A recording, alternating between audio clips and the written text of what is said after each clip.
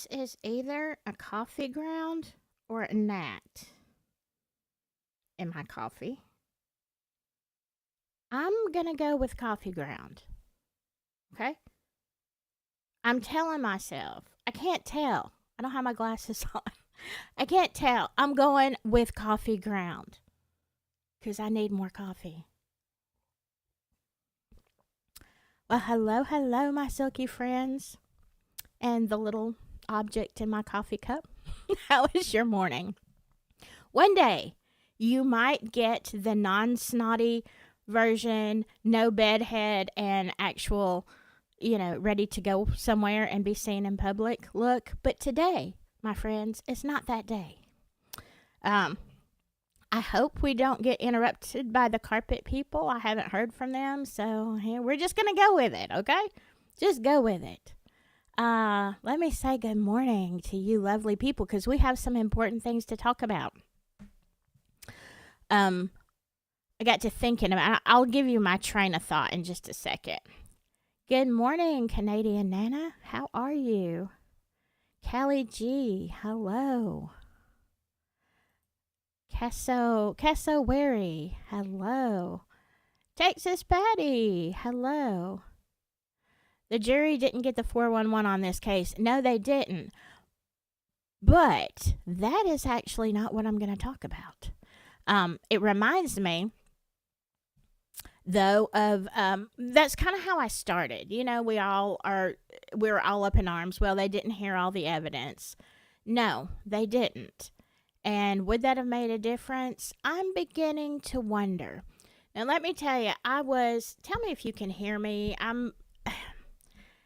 I have to have my son reset my sound because he felt like I was too loud. And now if I get close enough for you to really hear me, I am spitting into here. And I've got a pop filter, but it's really big and in the way. I don't like it. Hello, Oleg Cat. New sub. Thank you. Glad you joined us this morning. Yes, Callie G. Someone posted that the deputy bus driver told them that a black Jeep was following them and recording. I did hear that. Strangely enough, who posted it? I think I reposted it on X, but it's been days ago. Interestingly, BH was pictured in front of a black Jeep. This has been some time back. I'm not saying it was him. I'm just saying. Interesting. No, this is my train of thought, though, for today's live. Because on the way to work yesterday, I was listening to my friend Joe Lewis, who, Crime Night, love his channel, always have. And Joe is a great guy. And I think he's done several parts, but I only caught one part of what he was saying yesterday. And about the jury, about, what's going on. And it got me to thinking about something, all right? We want to blame the jury for not knowing the facts, which is very, very valid and needs to be heard. But I got to thinking about why so many people, random people who followed the case in the mainstream media, and they already had a preconceived notion that Richard Allen was guilty. And then when they watched the trial, or caught up with the trial, nobody could watch it, they were all up in arms saying he is not guilty. I always thought he was, but I don't think he is now. And so I started going down that trail. So we're going to talk about the things that the jury had to ignore in order to come up with this verdict. And when you really look at it, you start to wonder, were they really unbiased? Or was there some other factor? I mean, I'm trying not to go into conspiracy here, but we are talking about Indiana, right? We're talking about the state of complete corruption.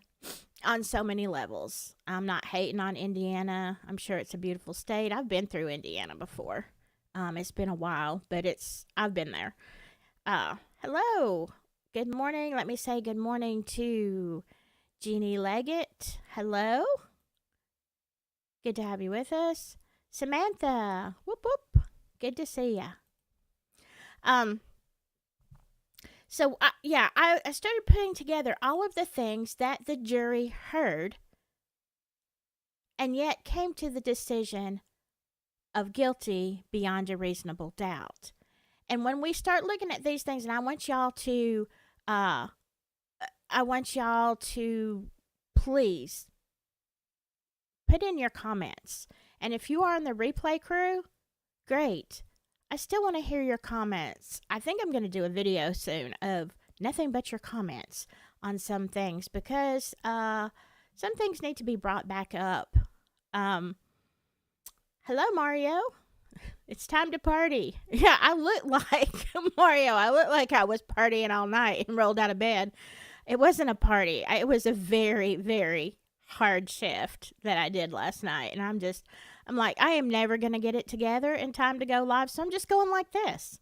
All right. Callie G says, handpicked, biased. In my opinion, people are wondering. Cassowary says, I think the absence of third-party culprit has weighed on their decision. Easier to acquit if there is other potential perps identified. Absolutely. Absolutely. And that is why Gold did not let that happen, right? But let's look at some things. Okay, imagine you're on a jury and we're going to assume that when they came into this, they were, as they stated, completely unbiased. So let's look at some stuff. And I kind of just threw this together this morning. But the things that the jury, and let's talk about it. There's several pages of this. The jury ignored these things in order to come up with a guilty verdict. All right. We have Riley Voorhees. Remember, she has the description of BG being taller than her. She is 5'7". So to be, even if the guy was 5'7", you wouldn't say taller. He would have to be, I would think, a couple of inches taller at least, for you to notice any difference. Okay, I would say if you're just walking past somebody, they would have to be, in my opinion, okay, this is opinion, they would have to be at least 2 inches taller than me to say, oh, he was taller. Now, let's look at the problem. Let's break down Voorhees' description. All right. He was kind of, weird looking. He didn't say hello. The first thing that would flag me as a juror would be, okay, this girl is 5'7". He's got to be taller. Let's just say by an inch. That would put him at 5'8". In no world was Richard Allen ever 5'8". Okay? Maybe in another dimension, somewhere else. Not here. He's 5'4". Even if he was wearing 2-inch heels, okay, on a boot, which is unlikely, but let's say he would only be 5'6", which would not flag your mind as saying, okay, this guy is taller than me. So the jury had to completely ignore the fact that the man that she saw it was impossible for it to be Richard Allen based on her description. The other thing that struck me about this is she saw him, correct me if I'm wrong, but she passed him on Freedom Bridge, which is before you get to the Monon High Bridge. Now, the other problem I have with her testimony and it being Rick Allen is the guy she saw being taller, nobody else seemed to see that guy. And where did he go? Okay, so if that guy, the tall guy, is not who was at the Monon High Bridge, then who did she pass and where did he go? Now, there is break-off trails there's one to the left right before you get to the Monon High Bridge. You can trail down that way. So, not saying she didn't see a guy, but where did he go? Because we're going to talk about the other eyewitnesses. Where did 5'7" guy go that no one saw him? So there was another guy on the trails. If Rick Allen says he was there, and we know he's not anywhere close to that, we've got another guy somewhere, right? So the jury had to ignore the fact that the eyewitness to the guy that was dressed like Bridge Guy could not possibly have been 5'4". So to me, and this was one of the things I thought when the prosecution was presenting their case, you have a small guy and a much taller guy. How is that not reasonable doubt? So the first thing I'm going to think is the guy that Voorhees saw was definitely not Richard Allen. You could X him if you're thinking rationally, just physics, okay? You're going to say the guy that she saw was absolutely not Richard Allen. Well, now that is a problem if you're going to try to find him guilty. Let me look and see what you're saying. Hello, Jenny. Nick did say BG is the unaliver, so if Allen is Bridge Guy, he is guilty. They did not prove at all he was Bridge Guy. Exactly where the doubt was. Right. They didn't. Yes, and I would say this, Canadian Nana, he is noticeably shorter. And it is unusual to see a male that is 5'4". Usually even what we call, maybe shorter guys would be like 5'6", 5'7", somewhere around there. They're just, less than 6 feet, a shorter guy. But Richard Allen was even shorter than that. He was very small, okay?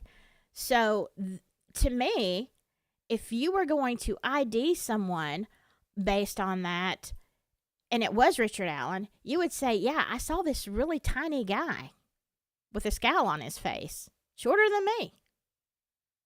But that's not what she said.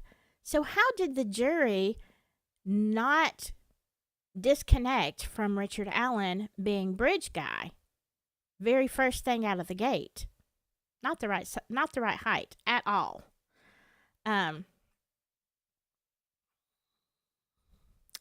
Jenny says, no witness could state Allen as BG. What they seemed to work it out was on this video, but that was enhanced. Yeah, we're going to talk about that.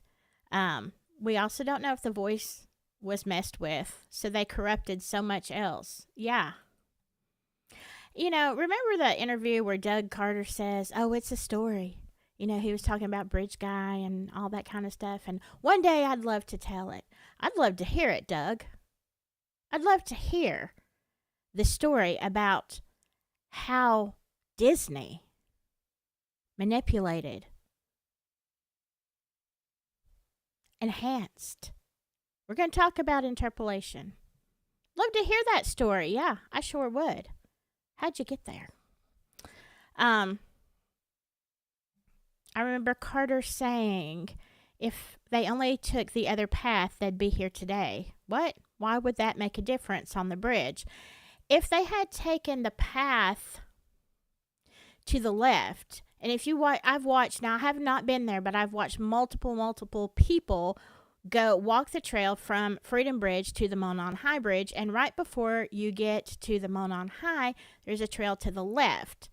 There's the bench on the right. There's a trail to the left. I think that's right. I think the bench is on the right. And there's a trail to the left. Had they gone that way, well, there's a lot of speculation that they may have gone that way. But you can definitely, it's definitely a theory, okay? I'll put it that way. Good morning, Annalisette. Nobody saw the girls take a leisurely walk across the bridge, nor BG follow or whatever. Yeah. Strangely enough, nobody seemed to, all of the people, all of the many people that said they were there that day, nobody, not one, saw Libby and Abby trotting across the bridge, taking pictures, and some guy following them. Or even just noticed there's a guy up there. There's 3 people on the bridge. Nobody. Not one. Huh. With all of the people out there that beautiful day, and not one of them saw that. That is very, very curious, isn't it? I figure that's minimum 11 minutes when lots could have happened unseen by witnesses. I don't know that there was 11 minutes of, according to the people who were out there all over under the bridge. Remember, they said there were people under the bridge fighting. There were people, everybody in the world said I was on the trails that day. John Smith says, I'm surprised that digital voice recognition was not used to compare BG's voice and RA's voice. I think maybe they tried, but it doesn't. I think it's because it doesn't compute. Otherwise, they definitely would have. Why wouldn't the prosecution have wanted to do that?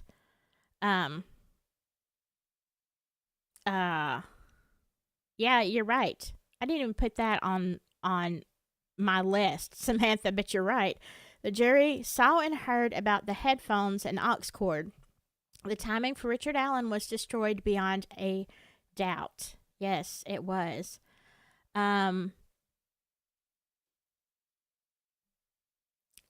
Yeah, I agree, Jenny. That's what it's beginning to look like. They really seem to be looking for a reason to find him guilty rather than consider reasonable doubt. It's like 10 on doubt's side, but maybe his voice is similar to make him guilty. I would not. I would not even begin to think, based on what I understand about the audio, that they could even make that determination. Because there's some other things that we have to think about, right? All right, we'll get there. The photo of Bridge Guy. This is the other thing they had to ignore. The photo of Bridge Guy was interpolated. Or, in other words, they used AI. Now, imagine we've all seen the picture of Abby, what I have always called the fake picture of Abby on the bridge. And they say he was way down, like he was way, way down there, okay?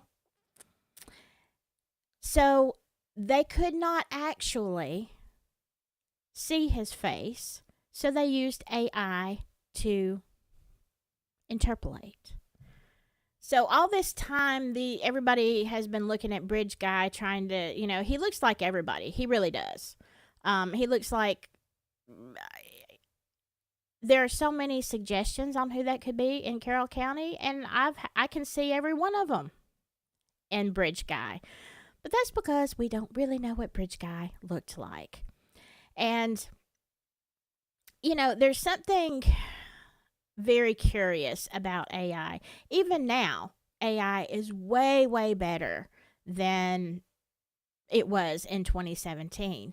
Now, or at least the things that we have access to. Now, back in 2017, Disney, NASA, they may have had, things that weren't on the market that were better interpretations, okay, than maybe similar to what we've got today. But I can tell you this, I've used AI a lot, not on this channel, but in other things, in other creations, sometimes on this channel when I told y'all before, I needed a picture for a video I did. I had to have monkeys in lab coats pressing buttons on a microwave in like the 1950s.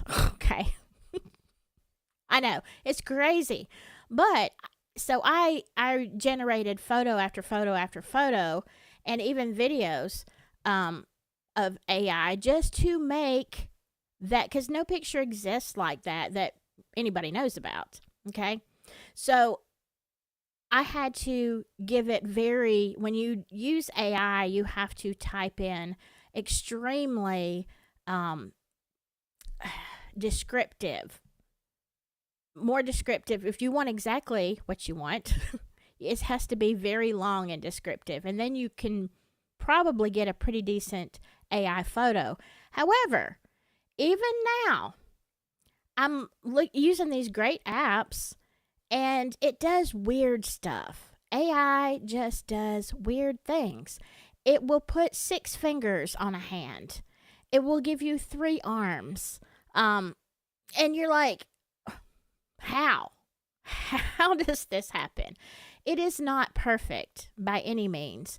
And I mean, yes, can you Photoshop and all this kind of thing? But the main point is it puts things also in pictures, or the way it interpolates is not always accurate. And you can't tell me that a little speck in the background of a photo, if we were to believe that the photo of Abby on the bridge is real, and this is just prior to the guys down the hill, then you should have seen some kind of speck in the distance. Maybe there's a speck in there we didn't see of bridge guy. But you're going to tell me that in a few seconds that guy reached Abby and Libby to the point that you could hear a gun round in the chamber and that you could hear a voice. I don't believe if on the video, I would love to see the video, but if he's just this guy way in the distance, how is that going to pick up on a phone audio?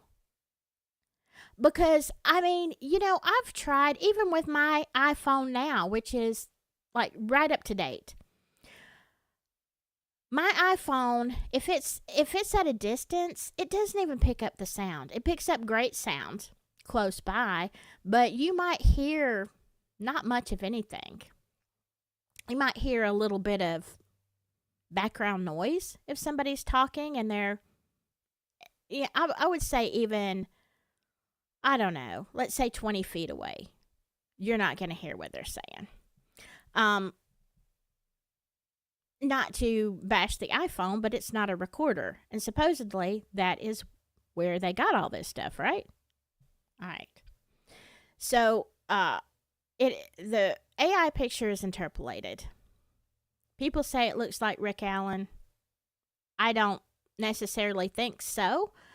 I can see similarities. I can see similarities, even greater similarities with half of Carroll County. It's like when we were waiting for the verdict, there was this guy sitting there, and I'm like standing there wearing bridge guy's clothes. I'm like, okay, where was this guy? I'm not saying he had anything to do with it. I'm like, but look, there you go. Let me see what you're saying. Yes, and wasn't this a lie? Cassowary. Carter said we have fingerprints and DNA. Then the Ron Logan search warrant mentions moved and staged bodies. How does staging the bodies fit in Greasy Nick's timeline? These LEO lied so much. Yeah, he didn't even talk about that, right? Staging never came up in the trial, as far as I know. Because guess what? If prosecution had brought up staging, like really brought up staging, it would have introduced third party. And oh, no. They weren't going to do that. All right. Let me show this one. Anna Lisette says, someone in the courtroom said in an unenhanced version of BG he was a speck. Yeah, see, that's what I heard. The audio is bad. No wonder they withheld guys. Apparently, no one is sure if it's guys or girls. And I want to also put this out there, all right? Something that, and maybe it's just because I shoot video and I have done for years, and I'm more used to distances and things depending on the device you're using, what you can hear in a distance.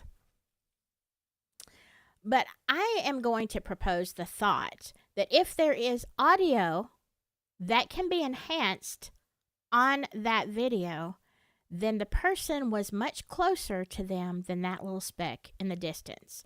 If it could be enhanced to the point where you could get words out of it and understand anything, that guy was much closer to begin with. And the little speck in the distance, all right, let me go back to, and you can go back to for the past 7 years and watch people walk.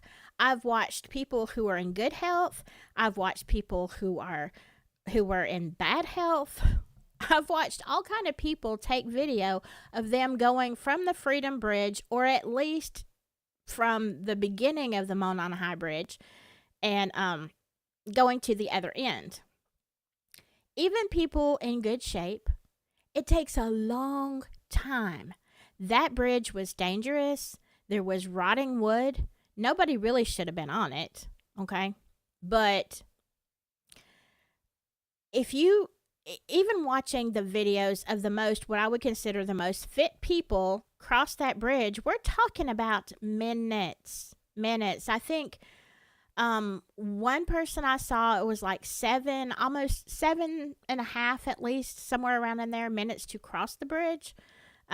Others maybe in 5. Y'all can tell me if you've seen one less, but I have never seen anybody take video of that as they're trying to step in the right place without going through into Deer Creek. I've never seen anybody do it in less than 5. I think the last best one I saw was like 5 point something. Sorry.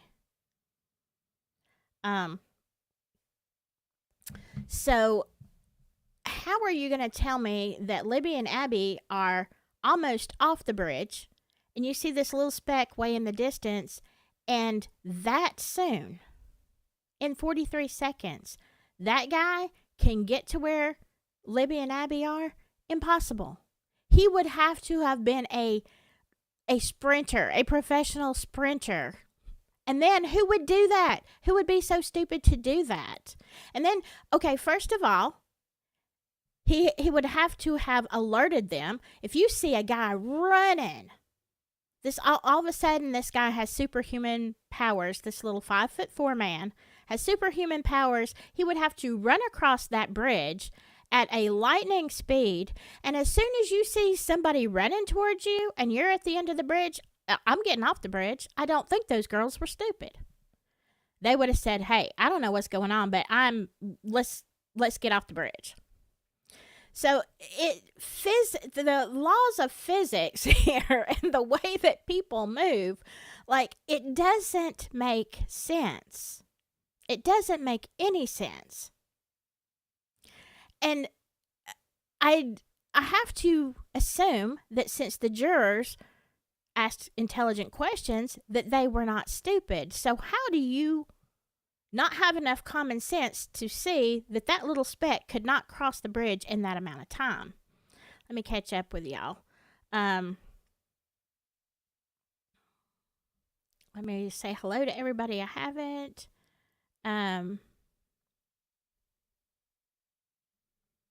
Yes, very good point. Betsy Blair saw girls at 2:02. According to her Fitbit, the girls were abducted around 2:14 after Bridge Guy video was made at 2:13. That's how I estimate 11 minutes when witnesses saw nothing. Well, if they were abducted at 2:14 and the video was at 2:13, there is no way that Richard Allen, breached that distance in 43 seconds. Not gonna happen. And that right there would have been reasonable doubt. If you're saying Richard Allen is the speck in the background, no. And the truth is, we don't know who that speck was. That could be a completely innocent man that was just out there. Somebody else was out there taking pictures. What if it was just some random guy that, just decided to take a little walk on his lunch break and never really went any further? Maybe he was unseen. We don't know who that speck was.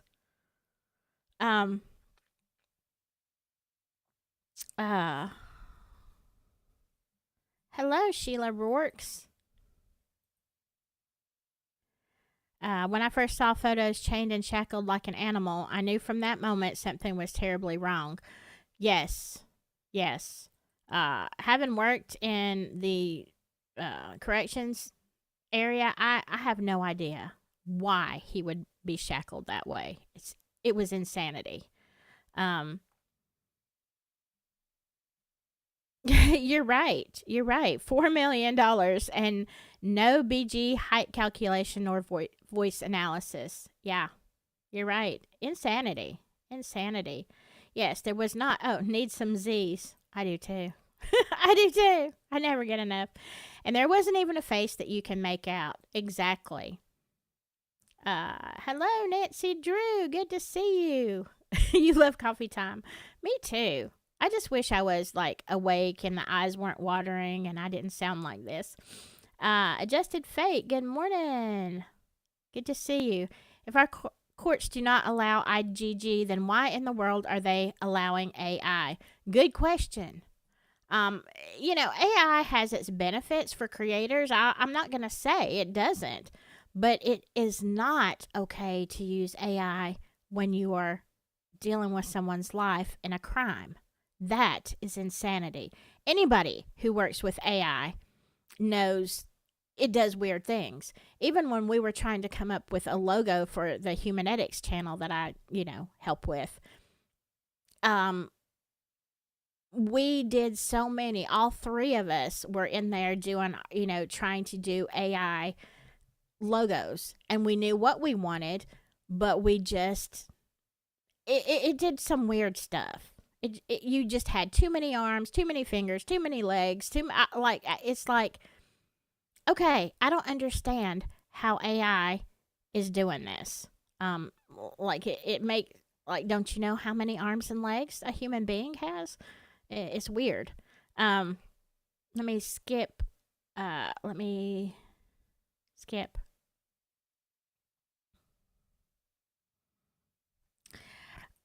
Banter Lions. He did it. He admitted it. He told his wife and mother, very coherent. Yes, but if that is...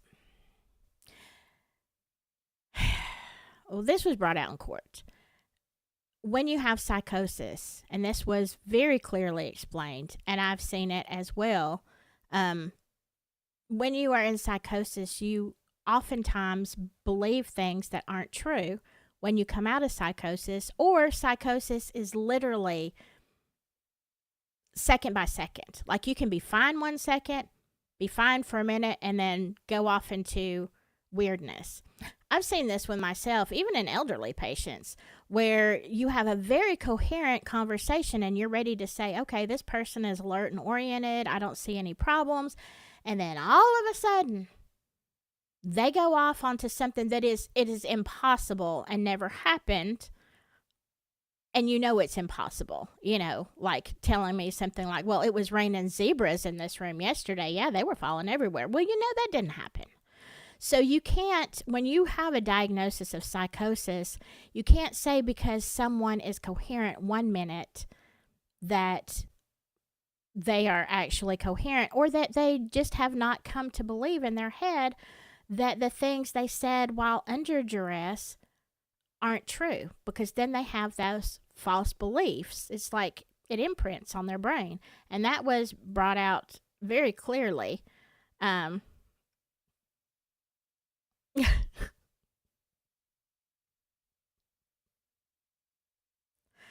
Let's see. USA Libertarian. This so-called enhanced video and audio is extremely sus. Yes, it is. And the rumor the jury zeroed in on a voice comparison is really troubling. Yeah, it's made up. It's made up. Again, I'm going to bring this up again.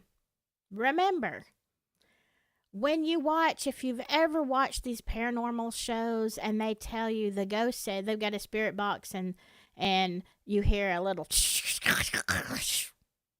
that's my impression, okay? And they're like, the ghost said, Mary did it. Listen again. And they say enhanced audio, Mary did it. Mary did it. Well, when you put the words on the screen and you tell somebody what they said, you hear it. All of a sudden, I've listened to this audio 3 times when they're saying, "Do you hear it?" And I'm like, "I hear Jack Doodley." That's what I hear. Nothing. And then they tell me, and they put the words on the screen, and they're like, "This is what the ghost said. Let's enhance it." I never heard it to start with. Is it true? Is it made up? Whatever. And you're going to put the fate of somebody's whole life on that without a reasonable doubt.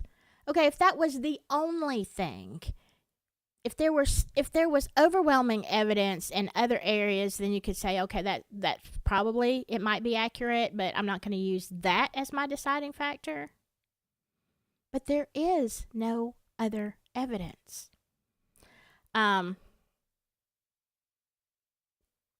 Yeah, Doug Carter, you're right. I thought about this yesterday too. Doug Carter, the new sketch 2019, is the perpetrator on the bridge with the girls. The young BG does not look like RA. Not at all. Not at all. And then, when RA, okay, so again, yeah, you have the old bridge guy, which again, they didn't see this in court, but you have the old bridge guy, and they're like, yeah, this is him. This is the perpetrator. 2 years later, they come out with a completely different sketch. This guy's 20 years younger. They're like, this is it. Okay, ignore the first one. Remember, they say ignore the first one. Look at this guy. That guy was based on Betsy Blair's testimony. And yeah, he's not anywhere close to the same age as Richard Allen. And he looks nothing like him. But Doug Carter says focus on this guy. This is your perpetrator. And then when they arrested Allen, 3 years after that, then all of a sudden, they're like, okay, Doug Carter says, if you combine the photos, the old bridge guy that we told you to forget about because he's cleared and there's nothing to that, we were wrong.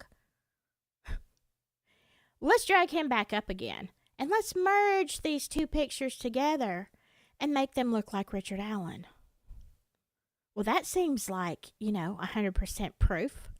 So much so that the prosecution had them out of the trial. He didn't want the jury to even see those photos. Why?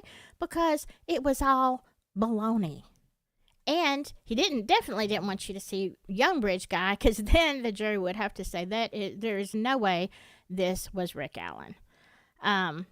Rose Gold, hello. He was behind Libby and Abby, turned around for the photo. But even at that distance, Rose Gold, you can't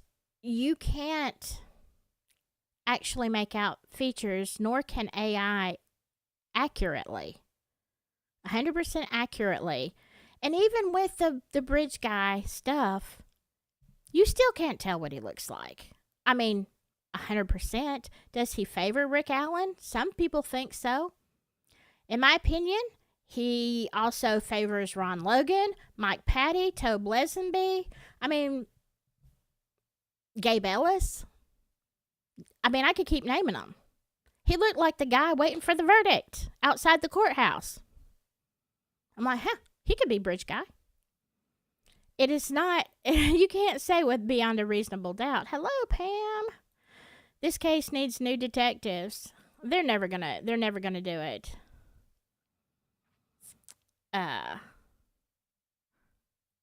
Ron L. So skipping is out of the question across the bridge. If I was a young teenager and saw an old guy skipping across the bridge, I'd run too. That would have been something. Hello, Dark Arts. How are ya? Let's see. I think the video was staged like the crime scene. Yeah, I do too. I've said that for a long time. Hello, Sherry Faye. How are you? Lawyer Lee said Libby sounded so young when she said there's no path. Andrea Burkhart, Lawyer Lee, and Lauren of Hidden True Crime all said the same thing and had tears in their eyes. Yeah. I mean,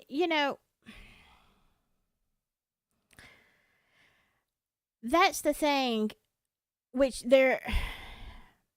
and I have to wonder what was going through their head at that time, because even if there wasn't a path, which there kind of was, because you can go down that road, but you have to go down, you have to go down the embankment, but straight across. Here's the thing.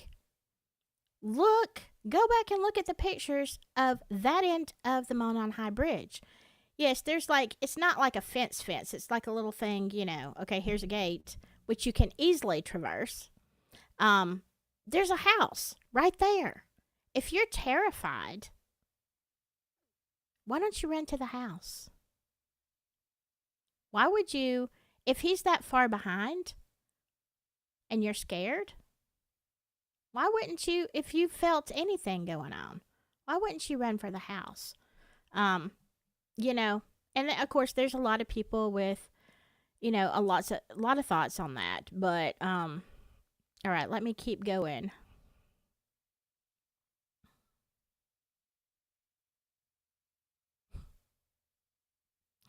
Y'all trolls are funny. And half of you can't even talk or spell right, which kind of lets me know who you are. So go ahead, troll, little trolls. Hi, Silky, sorry I'm late. Hey, Don McKenzie, good to see you. Y'all so funny. Y'all so funny. You make Alabama look really, really educated. Hey, Four Pits. What's up? Good to see you. Glad you're listening. All right, let's go on to the next. Okay, we talked about the audio some. Okay, let's bring this up. The closest eyewitnesses to the guy on the high bridge was Betsy Blair. Again, they're saying that what Rayleigh Voorhees saw was Bridge Guy, but clearly it wasn't Richard Allen, because he was 5'7", or above 5'7". Richard Allen is 5'4". He was taller than Rayleigh. So that guy, common sense, that guy was not Richard Allen. So now you're saying, well, Rick Allen said he was there. Different time than what police say, but Betsy Blair, other than Rayleigh, is the one that saw him on the bridge, but she saw a young guy with poofy hair. So that wasn't Rick Allen. So now we have two guys seen, neither of which are Rick Allen. So the jury had to completely ignore that. Now, let me go back to...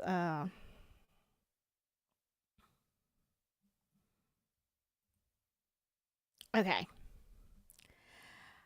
All right, we talked about the audio being picked up at a great distance. There's no proof the words "guys down the hill" were actually spoken. Again, just like the ghost videos, that was enhanced to make you hear something. And it's pretty clear, "guys down the hill," but it's not on the original. The original sounds like nothing. And I believe somewhere on X, and I reposted it, somebody is saying this is the original audio. And I haven't had time to really listen to it, but they merged the two audios together, the enhanced one and the original. So, these things will come out.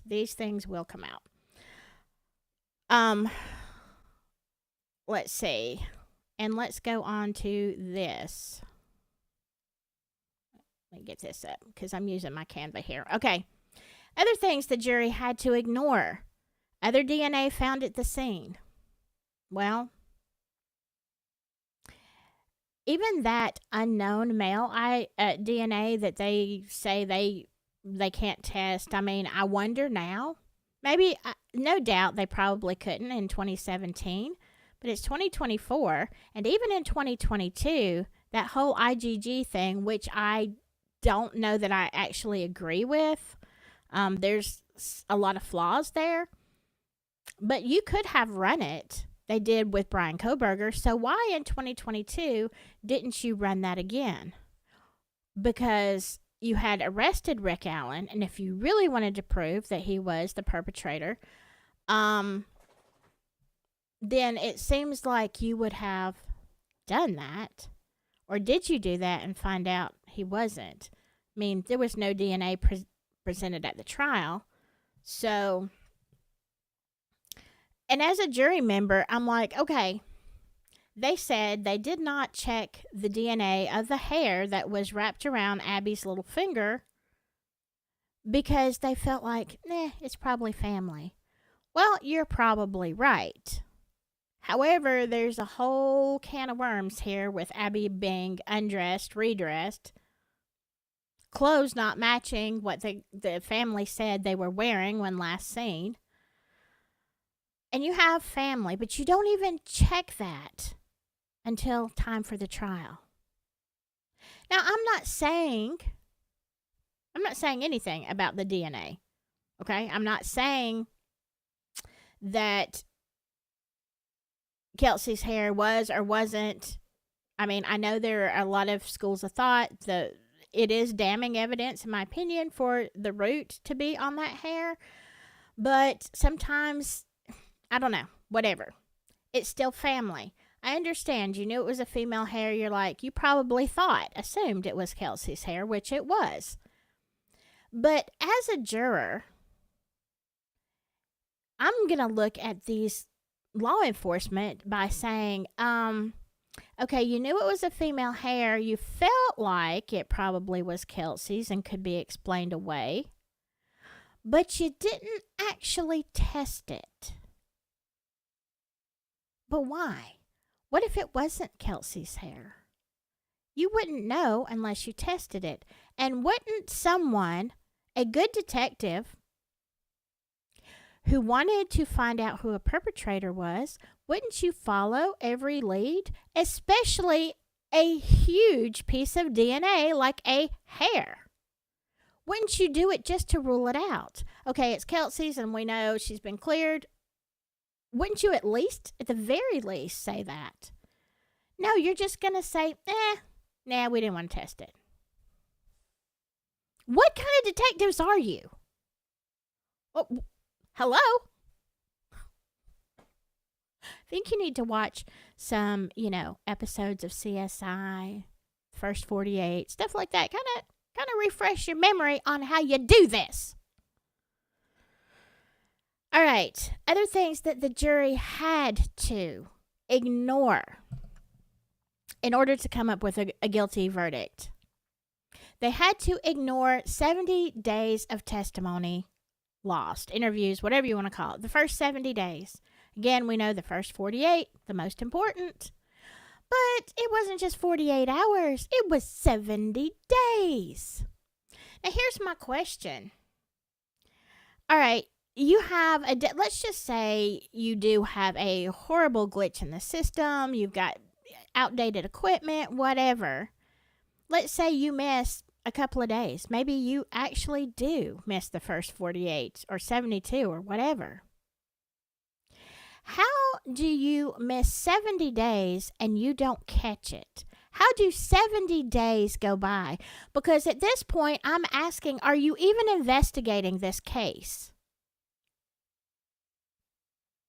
Because, let's just say I'm an investigator and I have some POIs and I'm like, okay, I'm going to call them in. We're going to interview them, see what they got to say. So I do this for a couple of days. And there were multiple people, remember? Multiple people. They said they've interviewed hundreds of people, maybe thousands, whatever. They've interviewed so many people. So you've got these people on that you have actually brought in to talk to. And maybe day 1 and 2, you're recording everything. Surely by day 3, 4, 5, somewhere around in there, aren't you, this investigation is hot. This crime just happened. How are you not going back or having someone else go back the next day? If you're so busy one day, why are you not going back at least the next day and saying, okay, I'm going to, we need a typed out, or we need to at least listen. Even if you're not going to type it out, if you're not going to have it in writing, at least let me go back and listen. Because if I'm really investigating this case, I'm going to be going back and seeing if that person can truly be cleared based on what they said. So in order for you to do that, you would have to have the video. At which point you would have known a couple of days in that you did not have video and that your camera wasn't working. But that didn't happen because over 2 months later, it was 2 months plus before you realized, oh, we don't have any of this on video. Then what were you investigating all those days? What were you doing? Tony? Tobe? The rest of you? What were y'all doing?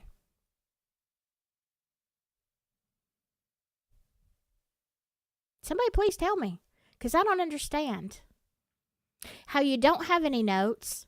You don't even have a record of who came in those 70 days. Nobody wrote it down, not even on a ledger. Hey, today we interviewed blah, blah, blah. We interviewed 4 people today.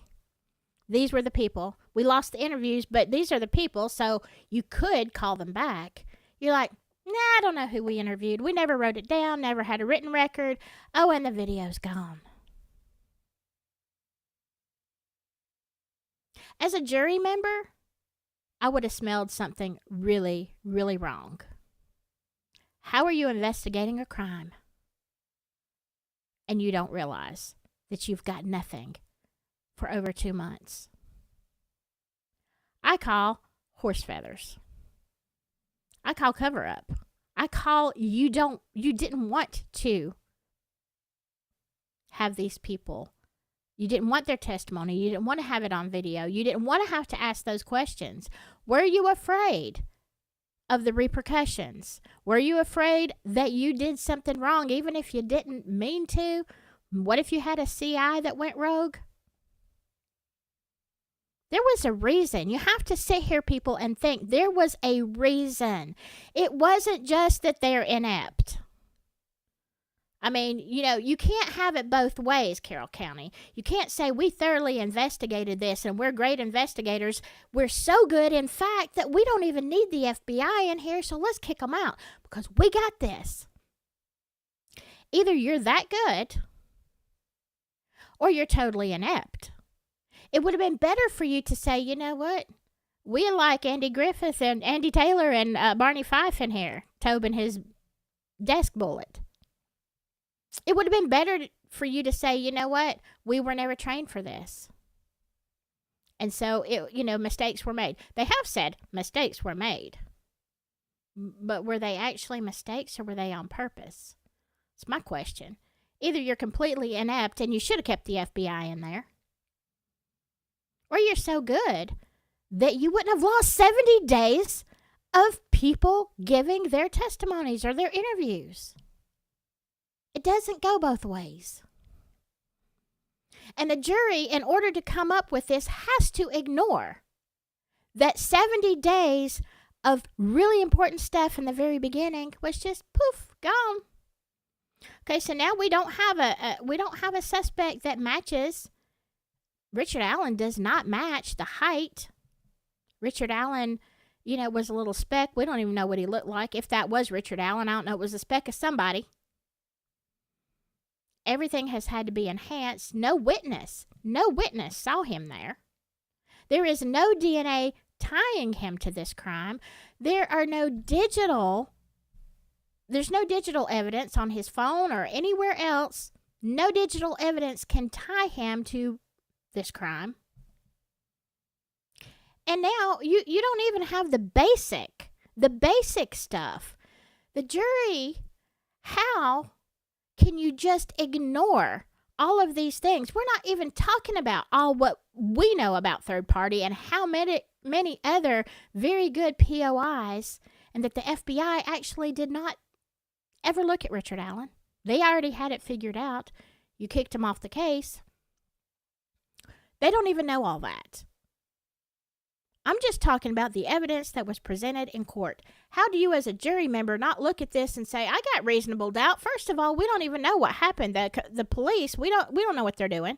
They don't know what they're doing. They had to enhance everything, and nobody actually saw the guy there. And there's no other evidence to tie him. And then the last thing for this section is there is no proof that the Miranda rights were read. Remember in the Holman interview? And they're like, did you read him his rights? And Holman's like, oh, yeah. Old Jer said, oh, yeah, we did it. Well, why isn't it on the video? Why don't we see that? And he's like, oh, well, there's a lag. There's a lag in the video. You have to suspend your disbelief, okay, to buy that story. You just have to. Okay. Okay, well, could it happen? Maybe you forgot to do it. Maybe you did it and then turned the video on, which you should have. And you know this because you're law enforcement. You would have to go back and say, oh, this wasn't turned on. I know we already started this conversation. I'm late. Let's go back to the beginning. Read him his rights.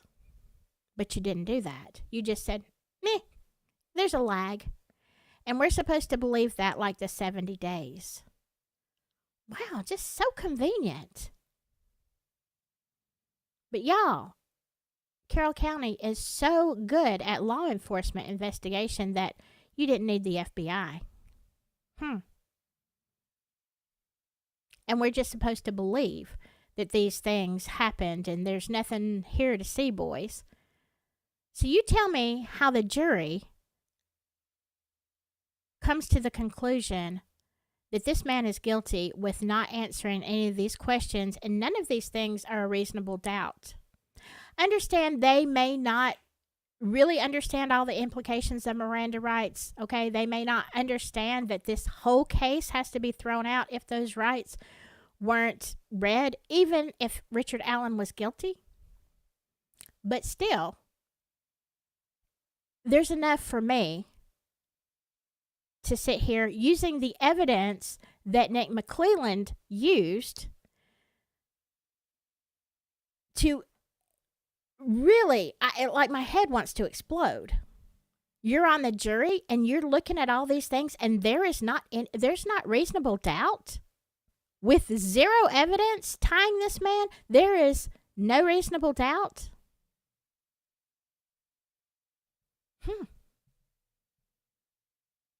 The jury just that biased? You have to ask, were you biased? When you got up there and said that you could fairly judge this case, but you don't seem to be able to see the obvious?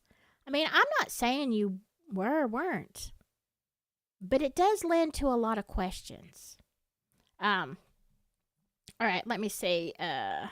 I'm so far behind catching up with y'all.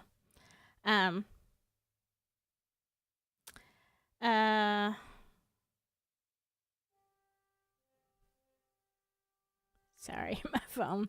And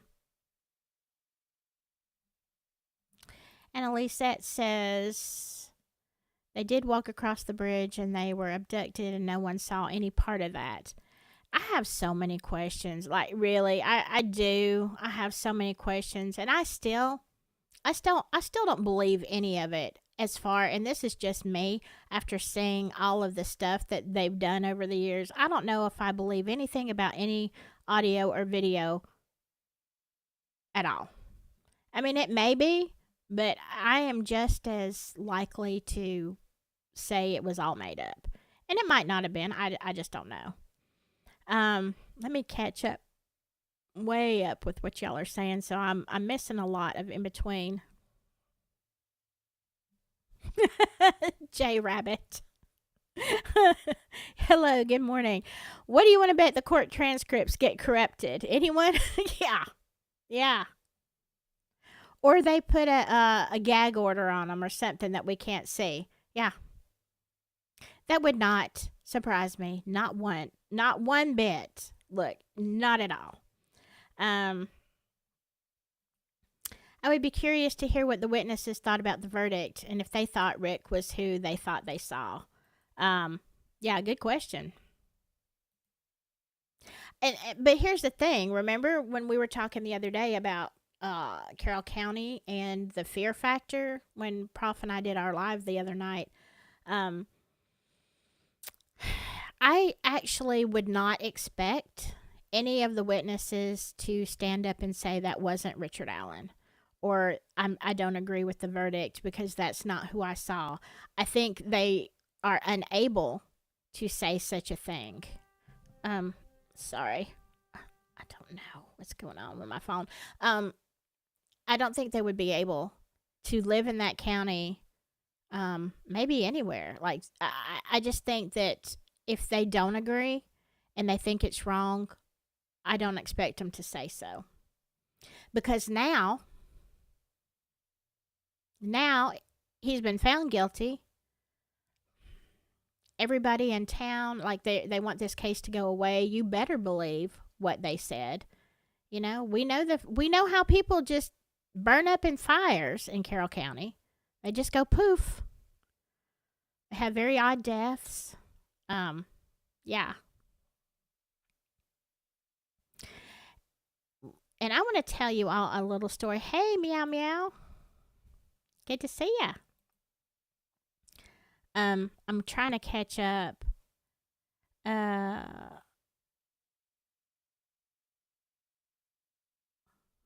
Good morning, Susan. Sunday Soapbox. Good morning. Let's see. Okay, Sunday Soapbox. I'm trying to figure this out. They turned down Carroll County from Autumn Labs. They solicited her at CrimeCon. Kelsey or the family, and she offered. Law enforcement said no. Yeah, I mean, I honestly, I think this is huge that law enforcement. Like, I'm not saying that Kelsey couldn't be cleared. Look, I know there's evidence, there are theories, there's a lot of shady stuff. Okay, but what would be wrong with just, going ahead, doing the DNA, clearing her, and saying, yeah, well, we know it was Kelsey's hair, but she had nothing to do with it. Yeah. Old Mort, new Mort. They tested the hair after 7 years. Yeah. They kind of had to. Because they knew the defense is going to bring this up. Let's see. Yeah, I will say this, and I've actually done videos on some of the money stuff. If you're really into the Delphi case, watch the town meetings if they're live. Follow the money. The money train, I think, will be stunted. The city will implode. There are so many things with the money. And I mean, it kind of seems like when you're researching this case, it kind of seems like it doesn't have anything to do with anything.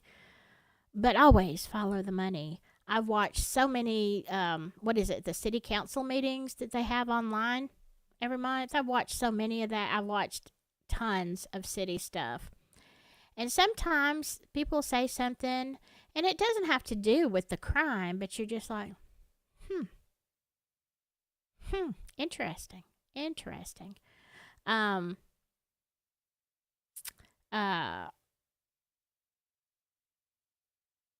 Let's see. Let me tell you one thing too, all right? I wanted to bring up, and I want you to listen to this story. It's going to be very short. But hear what I'm saying, okay?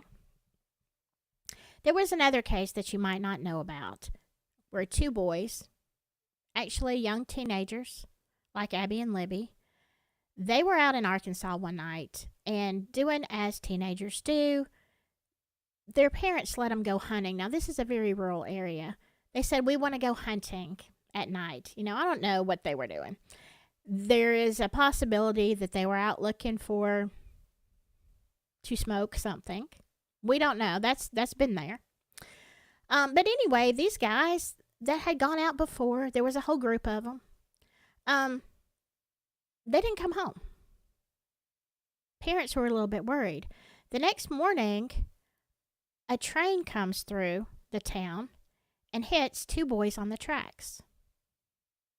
Two of these boys were off from the group And it was a terrible tragedy.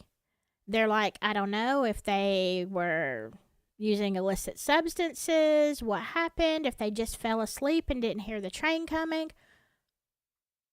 But they were unalived by the train this morning. Now, witnesses and paramedics at the scene said, this doesn't look right. There is no fresh red stuff. Like, there's no splatter. This is bizarre. Everything is congealed. This doesn't look like they were unalived by the train. What it looks like is they were already unalived. Now, you go through a whole lot of witnesses. Turns out a lot of people were in the woods that night, and some of them weren't hunting. Well, they kind of were, because what these kids didn't realize, maybe until too late, is that there was an airport nearby, and there was a lot of substances that were dropped on the ground or brought into this small airport. And there were a lot of people in this area who were making money from substances that were dropped clandestinely in a field, stopped at the airport, whatever. Happened that was going on that night. Now, these two boys were out hunting, fooling around with some of their friends. Like I said, there was a good many of them out there. Now, there were a lot of witnesses that said something bad happened on those tracks way, way before morning, before that train ever came through. They saw some law enforcement. They saw some other people who had businesses, whatever, prominent in the community. They actually saw those boys taken from the tracks, and there were also cars driving by that saw eyewitnesses that saw law enforcement and some other people beating the stew out of two young teenagers in the middle of the night at a gas station parked over at the side. Now, the next morning, the boys are found on the tracks. A lot of questions. They tried to cover it up. They first said, this was a tragic accident. All the newspapers said tragic accident. It wasn't until people really started saying, hey, no, it wasn't. I was there that night and I saw what happened. Now, in the first year, they decided they were going to convene a grand jury because you had all these witnesses saying they saw these boys and they were so brutally beaten that there was little chance that they would be alive or conscious, even if they were alive, but they were probably not conscious after that. In that first year to year and a half, something like 9 witnesses passed away in bizarre ways, like craziness. Man, how do that many people that need to appear before the grand jury just start dropping like flies in mysterious ways? But they did. And anybody else who was out there, the girlfriends of some of these people and other people that they didn't know actually saw this because they were on the periphery, they scattered like flies. They moved to different states. They went undercover. They just, whatever. Some of them passed away also. The death toll just kept getting bigger. And the ones who didn't pass away moved out of the area and denied knowing anything about it, so they'd be left alone. Years later, some of these people came back and said, yes, I know exactly what happened because I was there.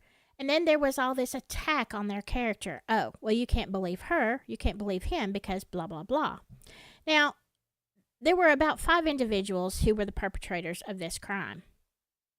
Like I said, it was a mix of law enforcement, other important people, dealers, whatever.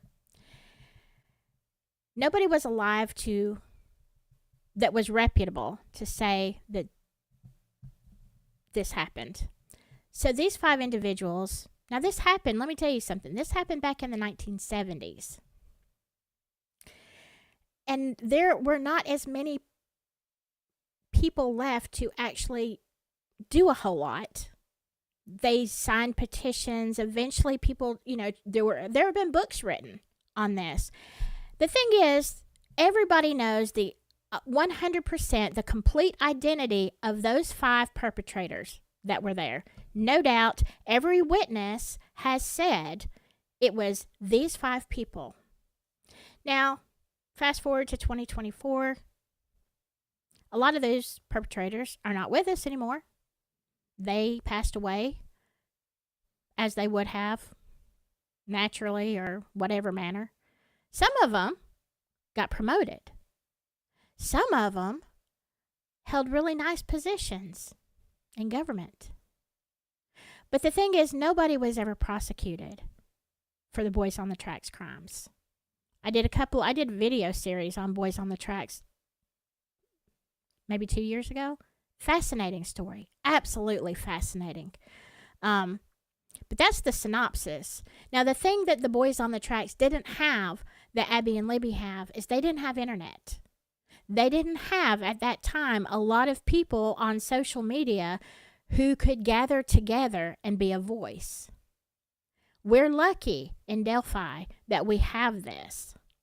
And so, I'm going to talk more about, what we can do and call to action and all that kind of stuff. I don't want to see this case in Richard Allen. In the case of Boys on the Tracks, nobody was ever prosecuted. They didn't even bother to find a patsy because they had so much power. And the substance dealing went all the way up to Washington. They never had enough power to tell the truth of what happened. It was a small incident. It was one delivery in a very small rural town. It just so happened that 2 boys got in the way, and they had to be done away with.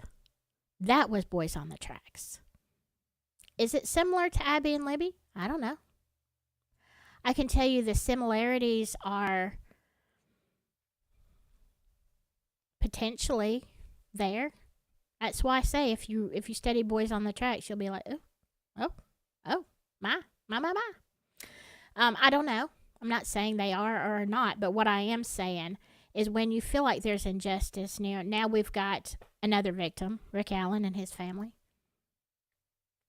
Let's not let this go like Boys on the Tracks. Let's keep talking. Let's keep asking questions because, it will come out. It will come out. People will talk. And that's the thing. Back in the 70s and 80s, there was nowhere to talk except at the coffee shop, the diner, whatever. Now you can get on, your regular platforms, Facebook, Insta, YouTube, many of them. But you can also get on places, I don't even know, does 4chan still exist? You can go on to other places anonymously and talk. Will people talk? Yeah, they will. They will. Give them time. They will. Let me catch up with y'all.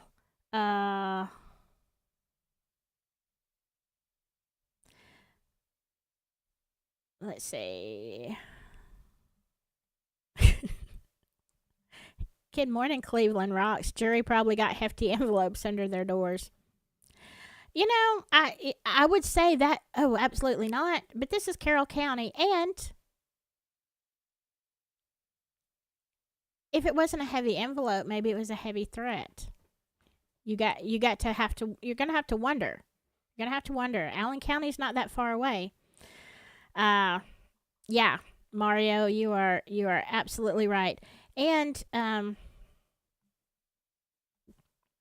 Aaron, who falls asleep directly on top of the train tracks? Exactly.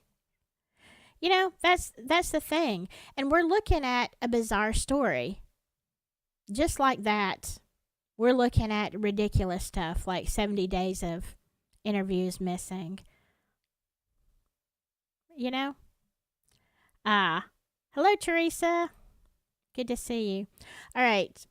I am probably I'm watching what y'all are saying. But what do you think about the things that the jury... This was what was prominent in my head. You had to, jury, in Richard Allen's case, you had to take a huge step over facts to come to this verdict. The facts that nobody identified him. The fact that there's no DNA. The fact that the video and audio is crap. It's really undetermined. There's the fact that there's no digital evidence. the fact that the police just lost evidence. You had to really take a big old step over that, speed bump. That was a big stretch. But you found no reasonable doubt. And you didn't even know. You didn't even know that there are so many other persons of interest that have way closer ties and evidence against them.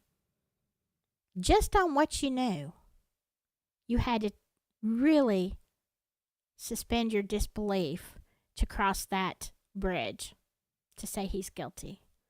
But why? Was somebody talking in your ear, making it make sense when it doesn't make sense?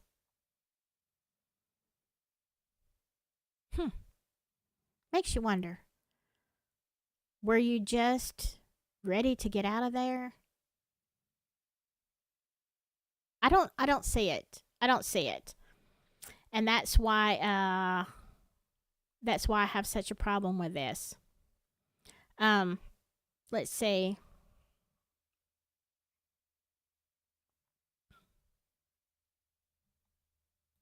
Good point, Annalise said. I think the creek crossing would have been memorable. I've suggested that's what enraged the offender and led to the unaliving. Yet creek crossing is not part of the confessions. Yeah, how do you have that in your timeline? But he never said he crossed the creek, as far as we know, right? From what we've heard. Not that we've heard everything. And yeah, you're right. Who was it? Jay, somebody who said we probably won't get the transcript. Yeah, or was it Cleveland? One of y'all said that. Yeah. So what do you think? Let me get down to the bottom. Tell me. Have you ever heard about Boys on the Tracks? And like I said, it's not like I know you don't have like 100 man hours to look into it. But I promise you that if you do, it's going to make you look at Delphi differently. That was in Arkansas. This is in Indiana. If you look at it, it's really not that far apart, especially in today's travels. The Court of Public... I love that. The Court of Public Opinion. Rigged secret tribunal. No justice. This kangaroo court was merely sacrificing a scapegoat at the altar of snake witch goal. Man, I might take that and just put it in AI and see what kind of picture that would give me. That would be interesting, wouldn't it? Y'all have an AI app do that. See what comes up. Very interesting picture. But, I mean, they're probably going to have 7 or 8 fingers. But no worries. AI is accurate.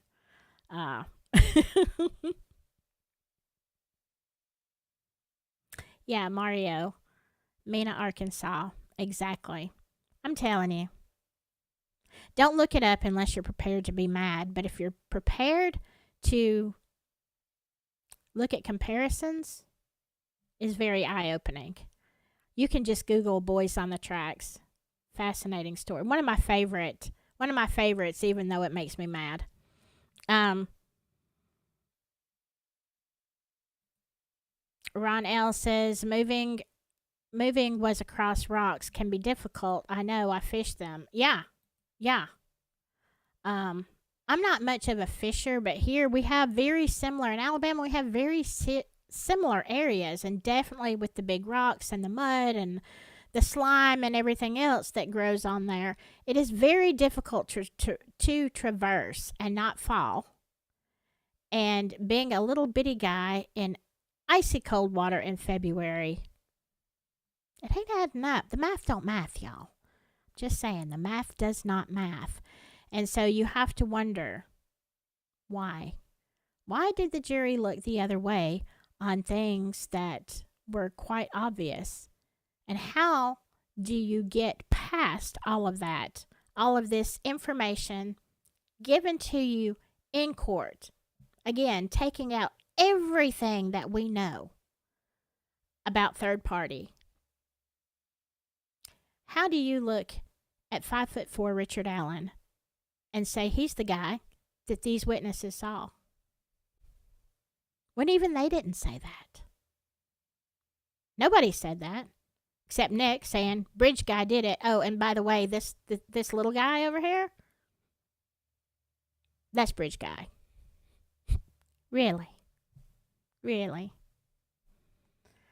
Well, okay then. But I do have common sense. I question it sometimes, but I do have common sense.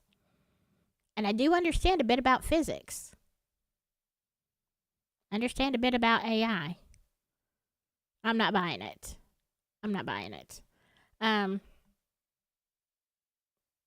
Yes, Karen Jones. Yeah, if you don't think there's corruption in law enforcement and government, take a good look at Boys on the Track. Yeah. They were named by many, many people. See, this is what bothers me, because I mean, I realize it's different times. We're talking about the 70s versus like 2017 up to 2020s. But this is a culture, okay? That's the point. This is a culture in that area. It's been going on, at least that we know of, since the 70s. And when you can have people literally saying, I've known this guy all my life, and he's in law enforcement, okay? He's a certain, read the story. I know these people. I grew up with them. That is who I saw unaliving these boys. This is who I saw on the tracks when I saw the trouble brewing, when these boys came up into this operation, when these boys were out here and they shouldn't have been. All of these people, not just two, tons of them. I can identify all 5 of the perpetrators, and multiple people said that before they were unalived. And then the rest of them that knew it, that saw it, shut up or moved away. Yeah. So there you go. All right. Thank you for hanging out with me today. Yes, Sandy D. Hello, Sandy D. Snow was on the ground on February 10th, and then it warmed up. Snow melted. The water level was up. Yes. Yeah, I thought about that too, Sandy D. Why didn't they mention that? There were a lot of things, and again, this is just me thinking out loud. There were a lot of things that the defense didn't bring up that I thought they would. And I don't think in by any stretch that they are inept. I think Baldwin and Rossi were great. But they didn't push the envelope into other areas that I expected them to. And that, I don't know that they would ever say it, but that makes me wonder if they already knew something was wrong, and no matter what they said or did, the jury was going to go the way it did. Did they just say, why are we going to end up putting all this information out here? Spend another week and a half when we know it's not going to do any good? Was that in the back of their minds? Did they see? We didn't see what they saw. We didn't feel the temperature of the room. We don't have the experience that they have working with juries. I mean, sometimes I think attorneys have a gut feeling what's going to happen. So I have to wonder, did they not go there because of that? I don't think it's because they weren't prepared. I don't think it's because they didn't know, they forgot, they didn't think about that. None of that stuff. I think there was a reason they didn't. And maybe they just knew it was going to go to an appellate court. So, why are we going to sit here doing this when we know what's going to happen? And in my opinion, they didn't need to do anything else, because anybody with reasonable brain cells could see that the state did not prove their case beyond a reasonable doubt. So why would you have to go there? Um, I just think there were other factors. Um, that is a good point. Hello, Teresa Gosnell. That trial cost over $4 million. How would that town feel if there was no conviction? Perhaps Judge Gold did some persuading, or other people. You're right. You spent $4 million and you don't get a conviction. Ooh, that's bad. That's bad. You really, what they should have done in the beginning is just, but you want to get paid. Some people want to get paid. You should have just said in the very beginning, when you knew everything was crap, you should have let it go. You should have let it go and said, no, we're not gonna. We dropped this. You even had an out at the Frank's motion or whatever. You could have gracefully gotten out of that and said, or even something like, we realized that the Miranda rights were not read. All right, we're not going to do this. You could have even said, we think he's guilty, but due process.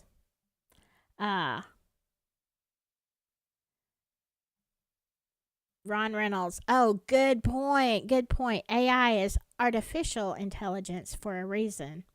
Absolutely. Absolutely.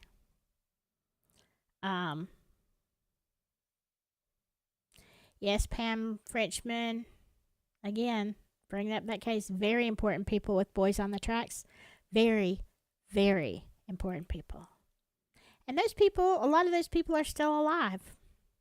So there's that. Absolutely, absolute proof of what happened, and yet they're walking around. And everybody's like, well, we can't say anything, so we're just going to live our lives. I mean, Crime Time with B. Found you through your video with Prof the other day. My voice reminds you of fried green tomatoes. Yeah. I'm about as country as they get, that's for sure. Well, maybe not as country, but pretty darn close. Love that movie, by the way. Love it. Fried green tomatoes. So, Crime Time with B, is that with the name of your channel? Drop a link. Let us check you out. I love to meet new creators and hear new ideas. Again, I'm not competitive. We all do our thing, and if we do it with integrity, we do it well, we can appreciate each other, okay? I'm not about that. I'm about truth, advocacy, and hey, I think the more of us who want to tell truth and get the word out there, good. Let's be a voice. Let's be a collective voice. Let's support each other. Ooh, interesting. Interesting, Sandy D. Bitcoin and crypto has a connection to Delphi. It's strange that on the day RA is wrongly convicted, the news comes out. Bitcoin surges in price. Bitcoin. No. No. Oh my gosh. Bitcoin equals 213 in gematria. Strange coincidence. Wow. That is a strange coincidence, and I know some of you do not understand a bit of this conversation. That's okay. I'm never surprised when Bitcoin and crypto has something to do with crimes because, of course, you want to be anonymous. Yeah,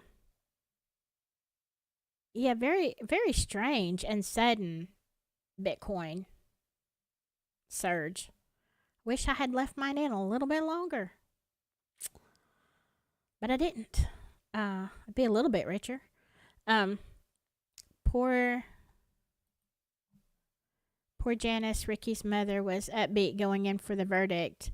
I think she saw the hope, but from the start, the fix was in. God love that woman and all his family. Yeah, I can't even imagine. I mean, we all hoped. We all hoped that getting a jury from another county would make a difference. And everybody kept saying, oh, well, we live just 2 counties over and we've never heard of this case. I'm like, Can some people not have heard of the case? Maybe. Maybe. If you live under a rock. Or let's just say you really don't do any kind of media, but then you couldn't watch the news either. How do you not hear anything and think, oh my gosh, this terrible crime happened in Delphi? That's not too far from here. I mean, if it was a city where there is a lot of crime going on, like there are cities a couple of hours away from me that are relatively big cities, they have terrible crimes all the time. I hear about them, it goes in one ear and out the other because the next day there's going to be a new one, okay? It's just going to be, I don't retain it in my memory. However, if something happens in a county away from me, and this has happened several times where there's like a really kind of gruesome crime, unexpected, you're like, I might not even remember the names, but I'll be talking to somebody. Y'all remember when they found that guy or that girl under this thing and they found them unalived or burned or whatever? Remember that a few years ago? Like, you remember that because it is unusual for it to happen in a small place. So had they never heard about this, had they never heard when Richard Allen was arrested 2 years ago that it was international news? For some, definitely national news. Huh. You never heard anybody talk about it at work? You never heard anybody, and maybe you heard it, but you really didn't have an opinion. Again, we're going back to the way the human brain is wired. We talked about this before. I can't remember. Some of y'all who remember these things, there's a certain scientific term for it. But when you learn something, okay, let's say you learn something simple when you're a kid. Apples are red. Apples are red. Apples are red. Well, when you grow up and you get older, you realize apples are also yellow and green and, pink. There's a lot of different, there are different colors of apples. But in your head, it's that first thing that you learned. That's the way our brains are wired. So if you hear first Richard Allen is guilty, it is going to be really hard for you to overcome that because everything, our brains are wired to reinforce the belief, our first belief about a subject. All right, this is why first things that you learn in your first relations with other people from different cultures or whatever, this is why it's so important because your brain is always going to try to convince you to reinforce your very first belief. So when you think of an apple, and I know apples come in all different kind of colors, but when I think of an apple, the first thing that pops into my mind is a red apple because that's the way I first identified an apple. I don't think of a yellow apple or a green apple, although I like them better than red apples. So you see what I'm saying? So now if they've heard of it at all and they've ever heard the news say Richard Allen is guilty, then everything is going to have to overcome that initial belief that your brain has already trained you to say, yeah, this is the truth. This is what we learned. This is the truth. Let's see.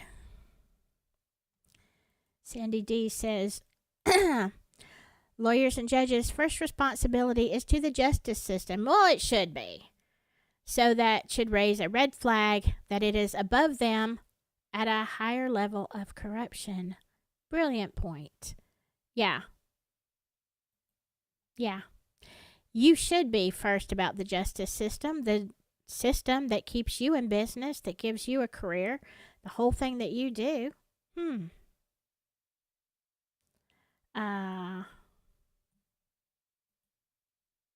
J Rabbit said this verdict will flush out the body count. I don't think they expected the decent. I don't know what you're saying. Let me try to find that out. Yeah, everybody keeps saying Rico Digital. And at this point, well, at a lot of points,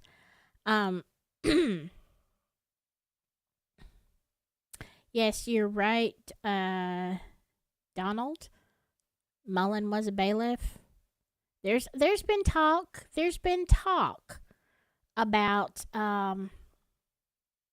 whether there was, again, did the jury have conversations with some of these people, law enforcement, whatever. That'll probably come out at some point. Um, Sandy D says, what Delphi has to reveal is a Diddy like situation for politicians, teachers, professors, etc. Transportation at the highest levels, yes. Uh, I I do agree with that. I agree that from shortly after me coming to question a couple of years ago, how did Rick Allen have anything to do with this? I quickly found connections that go into various areas that go very high up. That, my friends, is why I say study the case of Boys on the Tracks. In my opinion, we are looking at the same thing. That's my opinion, but handled completely differently. But I think it's the same situation. What? Gold wanted the verdict read at 2:13, but Kathy got held up by a train. Okay, Samantha.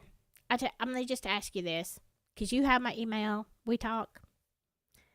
Tell me where that came from, and the reason 213, and we've even seen, oh my gosh, what is the name of the channel that did all of the stuff about the 213 and how Libby's phone was something, wasn't it like, was it degrees or feet or something, 213 to the tower? Like, there are so many 213s in this, which again goes into ritualistic stuff and a whole lot of stuff.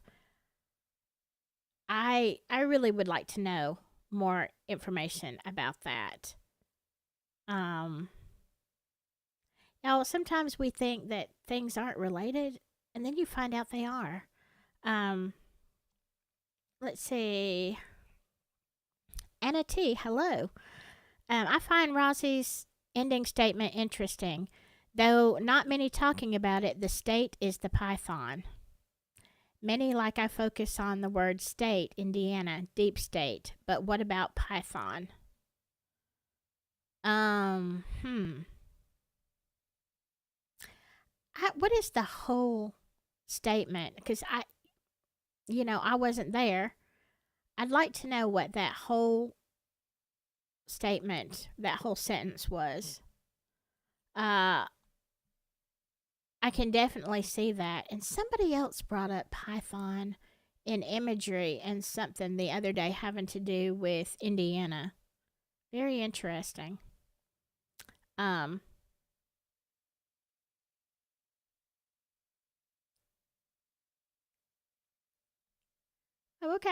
Well, everybody, okay, true crime with B. Hey, that's okay. You start somewhere. We all started, I started a hot mess. So, um, y'all check out Crime Time with B. Look that up and see if we can find her. Oh, you have no clue. Yeah, look, I didn't either for a long time. People would say, "What's the link to your channel?" I'd be like, "I don't know." Well, figure it out. We'll figure it out. Or you can figure it out at some point and drop it. Always, it's fine to do that. Nora, hello, Nora.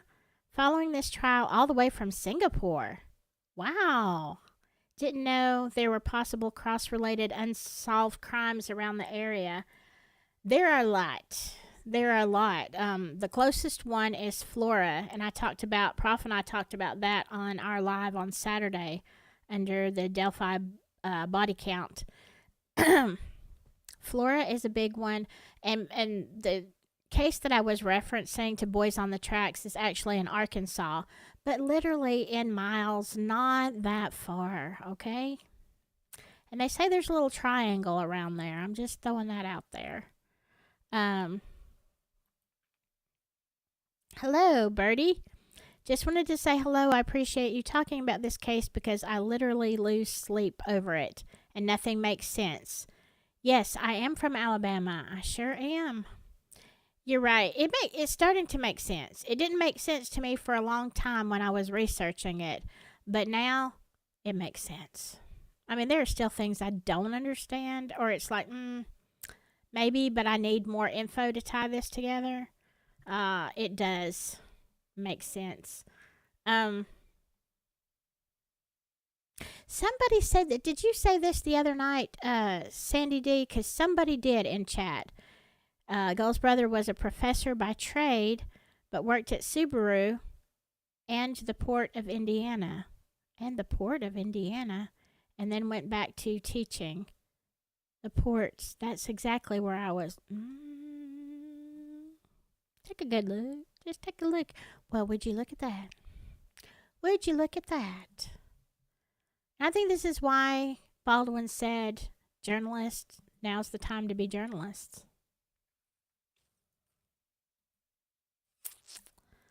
Hello, Linda from Phoenix. Let's see, we got what? Jenny, you're in Ireland. Oh my gosh. I think one of my good friends here is from Cork County. She's been living in the States for a long time. And she's probably back now. I don't know. A few weeks ago, she was out in Ireland. She's been posting on Facebook. When she goes, she only goes every few years and she stays quite a bit. Interesting.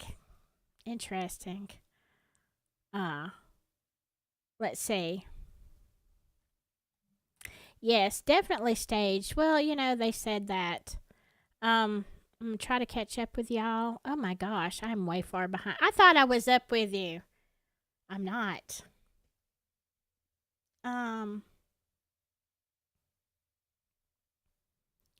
Sorry, I'm trying to just catch anybody I haven't said hello to.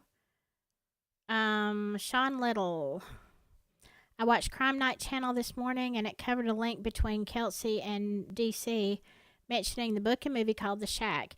Yeah. We've talked about The Shack a lot. There's been a lot of speculation about that. Conversation is bizarre to me. It was like they were in on a little secret together. By the way, and I don't know that anybody has ever had a real explanation as to why the shack comes. Like, where did this come from? What's this about? It's very confusing. I will say this: if you haven't read the book The Shack, it is one of my very favorite books of all time. It is life changing. If you get past the first 90 pages to me were very difficult and not as interesting. But if you get there, you got to know the background of the story. It is amazing book, and I it kind of bothers me that I don't know what they're talking about and how they're referring to the shack, because I love that book. Yeah, people have suspected it is that kind of shack. Let's see. All right. Okay, we've been going for a while. So what do you think? If you're either in here and you want to add a comment, or you're on replay crew, anything that stood out to you. Okay, I made a list of the things that they had to take a big step over to get here. If you can think of anything else, and I think several of you have put stuff in here.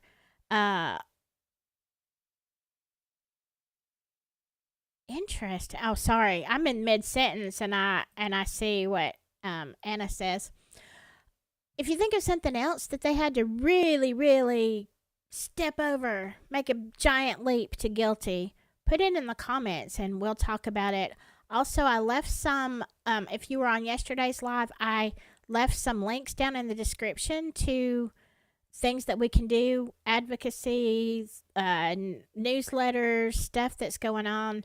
And I only looked at the part of one page. There was more I wanted to get into. Maybe I'll do that later. Interesting. All right. I appreciate y'all so, so very much. Thanks for hanging out with me. I'm about to lose my voice, but I have to go to work. And right now, I probably need to have a restroom break. And I think the gnat got my coffee. So, anyway, whatever you do, um, stay safe, especially if you're in Indiana. I always say this, and stay silky. I'll see you later. Bye bye.